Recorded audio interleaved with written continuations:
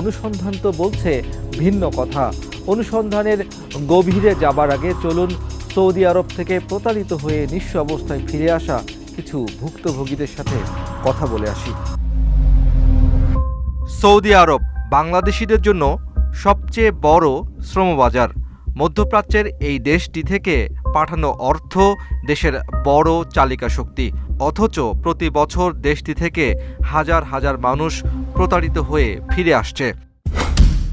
বেসরকারি সংস্থা ব্র্যাকের পরিসংখ্যান অনুযায়ী 2024 সালেই কাজ না পেয়ে প্রতারিত হয়ে ফিরে এসেছেন 47,000 সৌদি প্রবাসী। সম্প্রতি তারা সৌদি থেকে ফেরত এসেছে। প্রত্যেকেই দাবি করেছেন যে প্রলোভন দেখিয়ে তাদের সৌদি আরব পাঠানো হয়েছিল তার কোনোটাই বাস্তবে নেই। অথচ তারা সরকারের নিয়ম কানুন মেনে বিএমএটির ছাড়পত্র নিয়ে ভাগ্য